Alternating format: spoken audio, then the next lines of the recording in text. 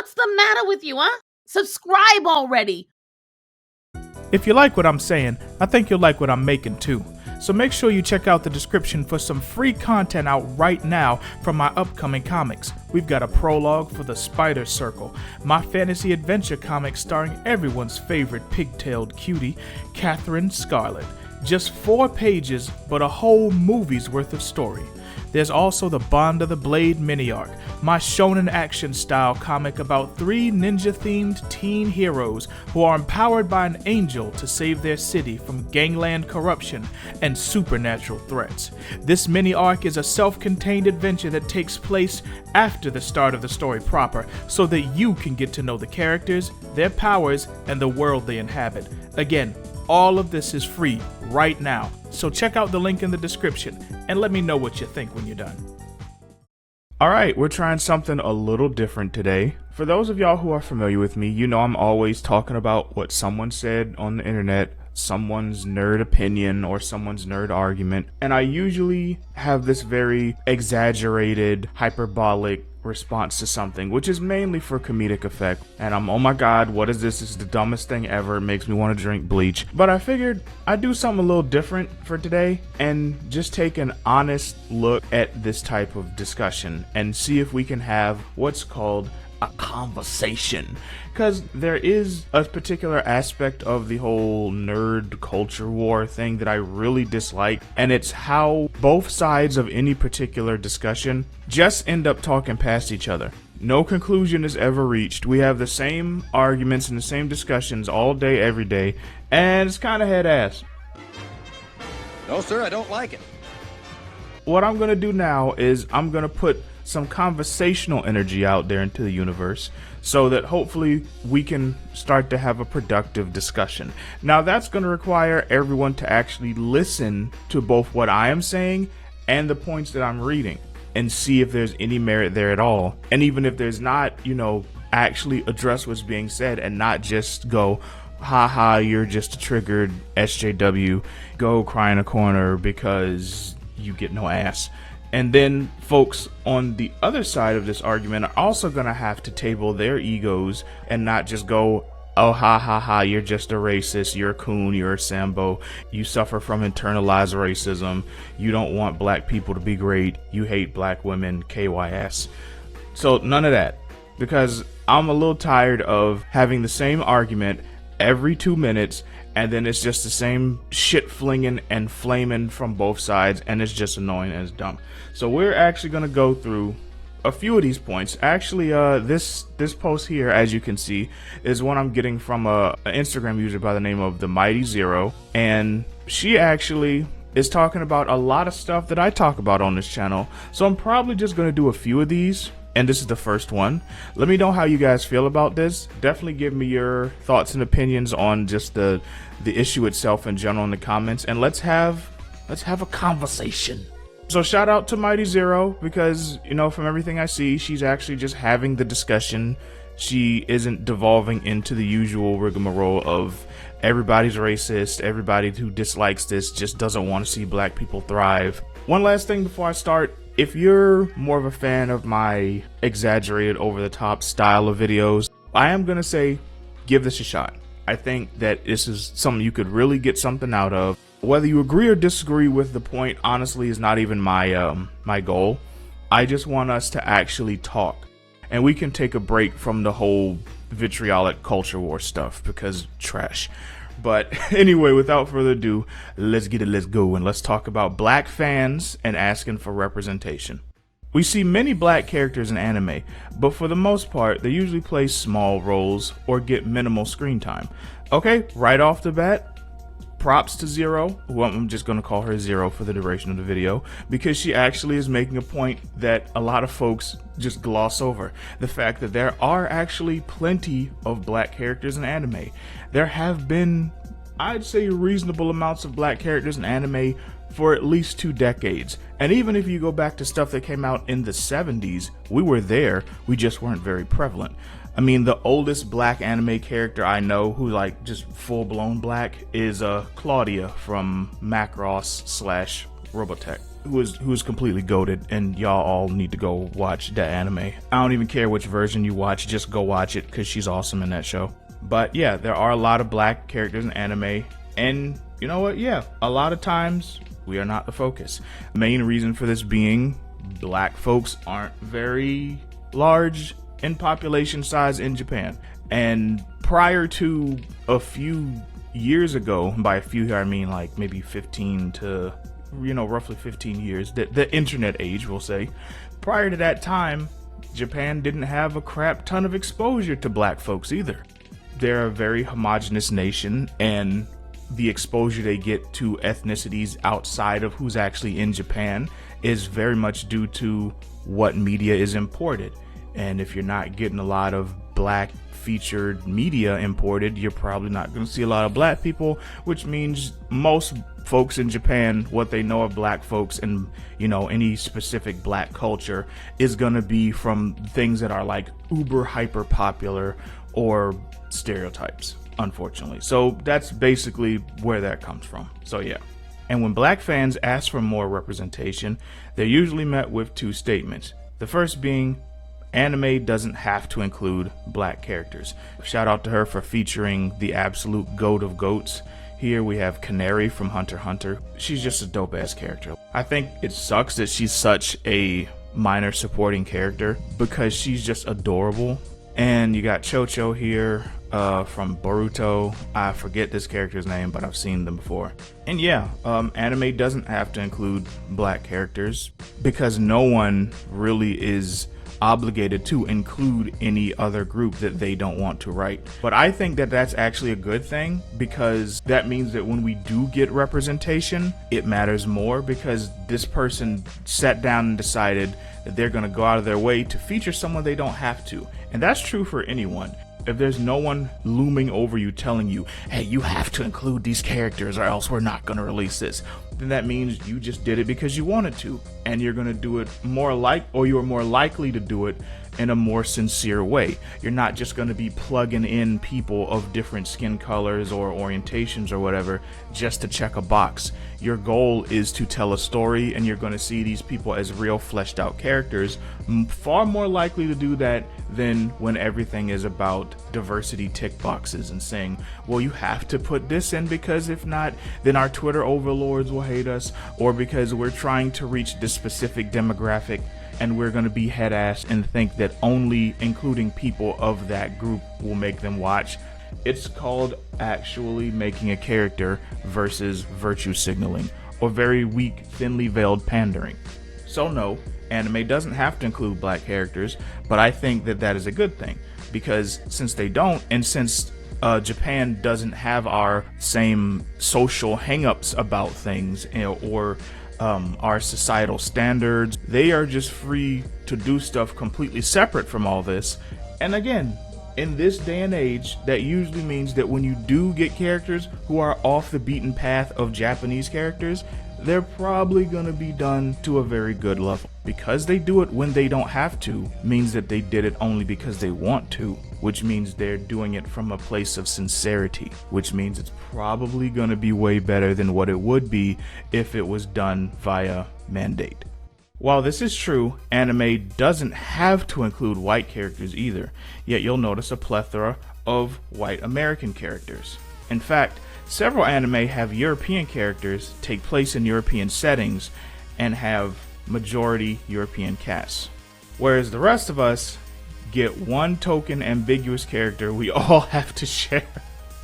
And they include some goats of goats who are often brought up when talking about characters who are black, but then the discussion is constantly, are they really black though? We have my one girl here from Bleach, and then we got Casca from Berserk, of course, and I don't know her actual heritage. Either way, she could be anything, or maybe she's not meant to be any specific race at all. And then we got everyone's favorite big old bunny goddess from My Hero Academia. So yeah, I think it is kind of shitty that we can have things that are clearly supposed to be European, or are clearly supposed to be European inspired, or American characters, but then when it comes to some other races, i.e. black folks, we just keep fighting over, are they black, are they not black?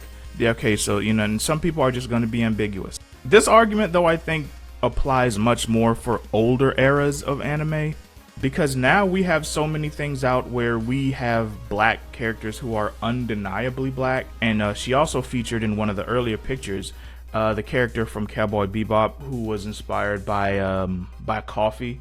And then that whole episode is just an ode to blaxploitation films. So yeah, we got the ambiguous characters, but then we'll also have the rare moments where we're just the focus. Also, even in Western media, there's still an issue of tokenization of POC characters. That is true, but I feel like the reason why it's being done has flip-flopped. Like, say, for example, when I was a kid in the good old 90s, you would have people to say stuff like, oh, well, we need to put this one black character in here, we need to put this one Latina character in here, just so we know we're not called racist, or, to try and appeal to that demographic. And a lot of times when it was done, it was head ass. We've all seen it, where the black character shows up randomly and they're just there to be the hip hop, cool, swagged out, swagalicious character, and you're just like, why? You would think that that's a product of the 90s or the 80s or something, but then we get to stuff like today where we get Miles Morales' What If, and he speaks purely in like rap lyrics and black memes. How can we reach the blacks? Okay, put a black character in there and have him do all the black stuff.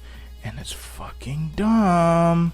Now the second statement we ultimately get is just make your own. And we do. However, this is not as easy as it sounds. Hey, hello, I'm Animane. I have comics. I have several characters. I have characters that people actually like and are interested in and want to see develop and see the adventures and journeys they go on. Yes, this is absolutely fucking correct. But it doesn't negate this statement. Making a character who is interesting is hard. Sustaining interest in that character with several people over the course of time is friggin' hard. It's why people like Stan Lee and George Perez and Dwayne McDuffie, and Kentaro Miura. It's why those folks, once they go on to glory and join the other artistic ancestors, it's why they're held up in such high regard. They do the work that most people can't. Because making characters who feel so real and are so exciting that folks love them for 50, 60, 70 years, that is no easy task.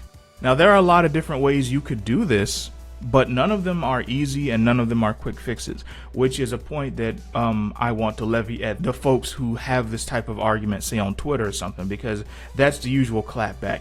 When someone says just make your own instead of like blackwashing all the time, they'll say, oh, well, we do make our own OCs, but no one pays any attention to them. Okay, well, there could be a reason for that. One really important truth that I think everyone on every side needs to own and understand is that people are always going to gravitate towards what is recognizable and what is familiar and what is popular over things that are brand new. That is just the way our minds work.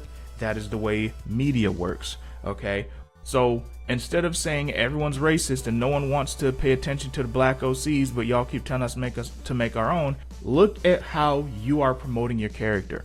Are you taking advantage of everything you can do on social media? Are you taking advantage of technology and the internet? Do you have a character whose main appeal is character who looks cool? Or do you have a character who makes people go, oh my goodness, I need to see more of them. I need to learn more about them. Is there something about them out that I can read? Are they in something I can watch? You don't want people to simply have that first reaction. And I think the first reaction is what social media is best used for, to just make something and you put it out there and people see it and they go, oh, that's dope. I'm gonna like it. I'm gonna retweet it. And then they keep scrolling, because that's how social media is created. So if you want to make something that has staying power, you kind of have to game the system a little bit. You got to play with the algorithm and you got to put stuff in your posts that makes people curious and interested beyond just a dope character design. Because that way you'll get people to come back and keep wanting more. And one tip I can just tell you right now, repetition. It works both for the algorithm and in people's minds. The more you share something and the more you get it locked into people's minds, the more they will want to learn about it. I made the mistake of sporadically sharing a lot of my stuff when I first started talking about my characters, and people liked it, but I still had a lot of people being like, what? You make comics? You write? I didn't even know that, for several months after I had been talking about this, because I didn't share them enough. So I changed that. And now I'm to the point where they say some of my characters, like Catherine Scarlett, they say that she's already, like, so much of her design is already iconic. Like, you already know when you see a black girl, big fluffy pigtails, red jacket, you know it's Catherine. You already know. You just know. It's just iconic. It's so iconic that I could share a silhouette of her and people already know who she is. Like, people who don't even necessarily follow me have said, oh yeah, I've seen her before. That's Catherine or something like that. Like, yup, that's her. And so that's another tip I can throw out there to you. If you have a character whose design is so awesome and is just so them that you can tell who they are from their silhouette, then that's how you know you're on the right track. Keep working in that direction. But yes, it is very hard to make your own stuff and get it eyes on it and get it to blow up. Takes much shorter time than it took back in the day before we got to social media and everything, but it's still a very daunting process. Strap yourself in, because it's a marathon. It is not a sprint. So stop trying to sprint to the finish line of character design and get comfortable running the marathon of storytelling. Black people are still at an economic disadvantage, so we still have to rely on Western and Eastern companies for animation. And this controls the narrative of our work and what will and won't be backed. As we know, black characters are already deemed not marketable. And for some good old representation, we got Penny Proud here, obviously from Proud Family. We got Jasmine from the Boondocks, and I believe that's a character named Cast from this one manga that was created as part of the Saturday AM lineup called Clock Strikers. Actually, one of the creators of Saturday AM, which is basically a manga publication which focuses on diverse titles. When he shared this, it was hilarious. It unearthed so much headassery. Basically, he said the first black female protagonist in a shonen manga has arrived. People from both sides of the aisle just completely pitched a fit and cut a monkey, and it was just dumb. So let's break it down. Black people are still at an economic disadvantage, so we still have to rely on Western Eastern media companies for animation. While this is true, it's not necessarily the case that it has to be that way. And I'm going to go out on a limb here, and I'm going to be a bit of a dreamer, an optimist, if you will. And I'm going to say that in order to change that, people have to be more willing to take risks and, you know, really go after this. If you want a black cartoon that has the dope, awesome animation of like Boondock, there are people who make that and want to make that, and it's our job to find them and link up with them so we can make it. I mean, that's how Boondocks was made, obviously, but that doesn't mean that you have to rely on them. When you look at Eric July with his Rippaverse and, you know, his first issue ISOM, which is at this point made over $3.5 million, I think that's absolutely astounding. So a startup company with a brand new title blew up.